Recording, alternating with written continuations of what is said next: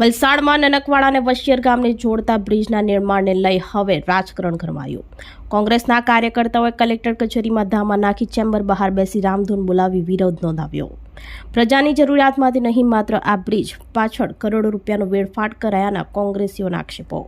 વલસાડમાં નનકવાડા અને વશિયર ગામને જોડતા બ્રિજના નિર્માણને લઈ હવે રાજકારણ ગરમાયું છે। વલસાડ જિલ્લા કોંગ્રેસ દ્વારા સૂચિત બ્રિજના પ્રોજેક્ટનો ઉગ્ર વિરોધ કરવામાં આવી રહ્યો છે।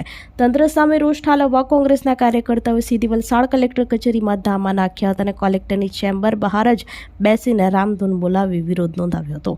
કોંગ્રેસનો સીધો આક્ષેપ છે કે પ્રજાની જરૂરિયાત માટે નહીં, પરંતુ માત્ર એક ચોક્કસ નેતાને ફાયદો કરાવવા માટે આ બ્રિજ પાછળ કરોડો રૂપિયાનો વેડફાટ કરવામાં આવી રહ્યો છે।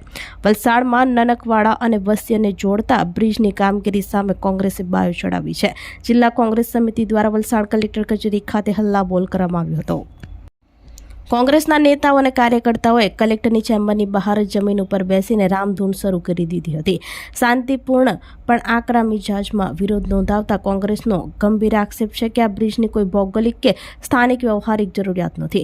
આ પ્રોજેક્ટ માત્ર એક વગદાર નેતાના વ્યક્તિગત અને જમીની ફાયદા માટે જ લાવવામાં આવ્યો છે અને તેના માટે પ્રજાના કરોડો રૂપિયા પાણીમાં નાખવામાં આવી રહ્યા છે। બ્રિજના વિવાદમાં માત્ર જિલ્લા કોંગ્રેસ જ નહીં, પરંતુ યુથ કોંગ્રેસ પણ છેલ્લા ઘણા સમયથી મેદાને છે। આ બ્રિજને લઈ છેલ્લા 5 દિવસથી વલસાડ તાલુકા યુથ કોંગ્રેસના પ્રમુખ મીત દેસાઈ અને યુથ કોંગ્રેસના કાર્યકર રાહિલ શેખ ભૂખ હડતાળ પર બેઠા છે। કલેક્ટર કચેરીએ રામધૂન બોલાવીને વિરોધ નોંધાવ્યા બાદ જિલ્લા કોંગ્રેસના કાર્યકર્તાઓએ આ બંને યુવા નેતાઓની છાવણીએ પહોંચીને તેમની ભૂખ હડતાળને પોતાનું સંપૂર્ણ સમર્થન જાહેર કર્યું હતું। યુવા નેતાઓનું સ્વાસ્થ્ય કથળી રહ્યું હોવા છતાં તંત્ર દ્વારા કોઈ સંતોષકારક જવાબ ન મળતા કોંગ્રેસનો આક્રોશ જોવા મળ્યો છે।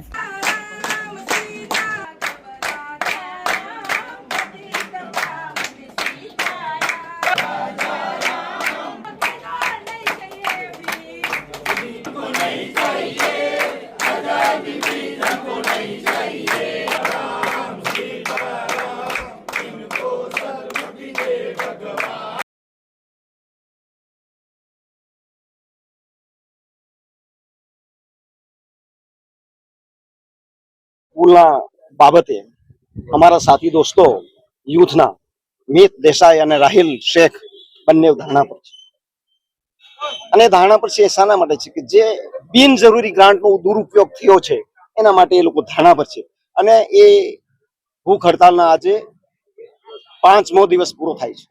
ચોક્કસપણે એમ કહું જ્યાં સુધી તંત્ર એમને યોગ્ય ન્યાય ન આપે ત્યાં સુધી એ લોકો ભૂખ હડતાલ ચાલુ રાખવાના છે।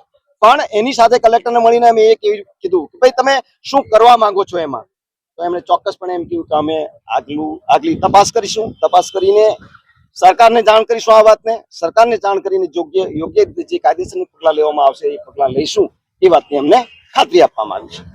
અને એની સાથે યુથના વ્યક્તિઓ અને યુથના આગેવાનો, દાખલા તરીકે પરમ દિવસે અમારી વચ્ચે પ્રદેશના યુથના પ્રમુખ વાનોલ પણ આવી ગયા, એની સાથે ઓલ ઇન્ડિયા કોંગ્રેસના પ્રદેશ ત્યાંના પ્રમુખ પણ ઓલ ઇન્ડિયાના એ પણ અહીંયા આવવાના છે અને એની સાથે સભા કરશે।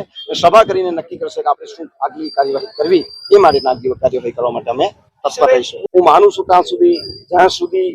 જ્યાં સુધી એમને કલેક્ટર દ્વારા ઇન્વેસ્ટમેન્ટ કરીને યોગ્ય રીતે એ લોકો તપાસની ખાતરી આપીને એ લોકોને લેખિતમાં ન મળશે ત્યાં સુધી આના ચાલુ રહેશે। આપણી સંકલ્પ ન્યૂઝ ચેનલને સબસ્ક્રાઇબ અને લાઇક કરો, બેલ આઇકન દબાવો, જેથી આવનાર ન્યૂઝ અપડેટ્સની નોટિફિકેશન આપના મોબાઈલ પર સૌથી પહેલા પહોંચે।